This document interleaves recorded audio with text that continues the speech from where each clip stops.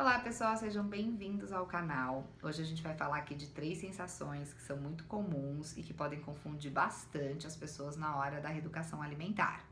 A gente vai falar da fome, da vontade de comer e da fome emocional. Vamos lá, então. Vou começar pela fome e pela vontade de comer, né? Bem, a fome, ela é um sinal fisiológico, ela é físico, você sente a fome, né? E quais são esses sinais, né? O primeiro é a sensação do estômago vazio, confortável, mas você já percebe que ele tá vazio. E também aquele momento que o estômago vai começar a roncar. Sabe quando a gente coloca a mão no estômago e fala, ele vai roncar e não ronca? É a fome dando o seu sinal, né? Então é o momento de começar a buscar alimentos para matar essa sensação de fome. Bem, vale lembrar que quando a fome começa a dar os seus sinais, já passou um tempo importante da última refeição, né? Normalmente 3, 4 horas. E também nesse momento que a gente percebe a fome, a gente já tem, já começa a escolher o que nós iremos comer, né? Ou vai ser o arroz com feijão, ou vai ser um macarrão, ou vai ser o peixe, ou o frango, enfim, a gente começa a pensar em várias opções para que a gente atenda essa fome. Já a vontade de comer, ela surge logo depois que a gente se alimentou. Sabe quando a gente acaba de comer, de fazer o almoço e fala, ai, que vontade de comer um chocolate, né? Você não tá com fome, né? Mas você tá com desejo de um alimento específico. Ou é o chocolate, é o bolo, é a torta, enfim, você tem vontade de um determinado alimento, né? Então, vale lembrar que a gente precisa começar a comer quando a gente percebe a fome. Mas isso não significa que em algum momento eu não vá atender a vontade de comer, né? Se eu tenho vontade de um determinado alimento, essa vontade pode ser atendida, mas é necessário pensar e planejar em que momento será mais adequado dentro da minha rotina alimentar inserir esse alimento que eu estou com vontade, né? E agora eu vou passar a bola para a Flá, que vai falar mais especificamente sobre a fome emocional.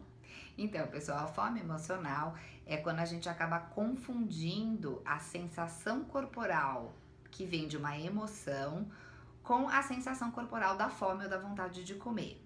Então, às vezes o que acontece é que uma emoção pode trazer pra gente um desconforto físico, né? Então, por exemplo, a angústia, quando traz pra gente aquele aperto no peito, essa dificuldade de respirar, ou a ansiedade, que traz aquela agitação, aquela queimação interna. E quando isso acontece, a gente pode acabar buscando no alimento uma maneira de mudar o foco e criar uma sensação corporal mais agradável, tá? Que de alguma maneira vai fazer com que a gente se distraia daquele desconforto anterior.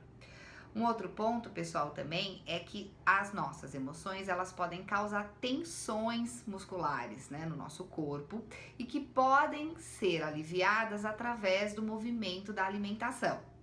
Então, por exemplo, a sensação, né, da raiva, né? A raiva, ela pode causar na gente uma tensão no nosso maxilar, né? Se a gente observar um animalzinho, instintivamente, quando ele tá ameaçado, o que que ele faz? Ele mostra os dentes, né? Ele vai rugir. Então, nessa hora, a gente também tem esse instinto de defesa que aparece muitas vezes nessa travada que a gente dá aqui nos nossos dentes. E se a gente não se dá conta disso, ou não alivia essa sensação de uma outra forma, pode ser que mais tarde a gente sinta um impulso de mastigar alguma coisa e que a gente pode acabar interpretando que isso é um sinal de fome. Então, nessas horas a gente acaba até buscando os alimentos mais crocantes, porque fazendo esse movimento a gente dá aquela aliviada nessa região do maxilar.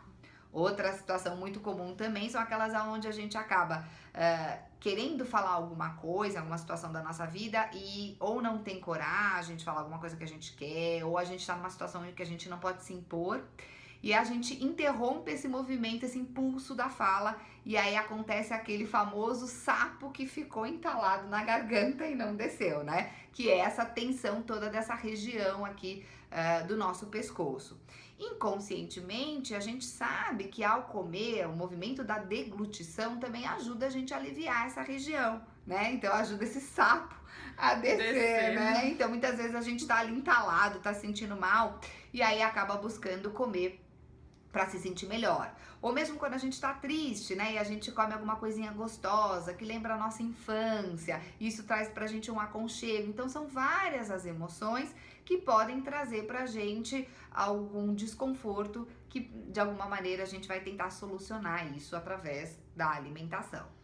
Eu acho interessante fazer o diário alimentar, né? Que é muito reforçado para escrever o que se come durante o dia, né? Mas junto com o diário alimentar também fazer um diário, né, das emoções em cada refeição, né? O que sentia antes, né? O que sentia depois, até dar o quanto de fome sentia naquele momento, né? E eu acho que isso já é um bom caminho de autoconhecimento, né? Em que momento eu estou buscando determinado alimento, né? Para que a gente possa evoluir para ter uma melhor ingestão de alimentos mais adequada. Isso, eu acho que é um exercício importante para a gente fazer, porque quanto mais a gente se conhece, mais a gente vai entender o que o nosso corpo está realmente pedindo e atender, né, essa real necessidade. Quantas vezes a gente não come alguma coisa e continua com aquela sensação de insatisfação que não passa, né? Isso acontece porque a gente não deu pro nosso corpo aquilo que ele estava pedindo. Às vezes a gente quer até um abraço, né? Não sabe disso e tá tentando resolver isso com algum tipo de alimento diferente. Então é importante mesmo, durante essa mudança que a gente quer ter em relação à alimentação, que a gente conheça muito mais do nosso corpo e das sensações que ele traz.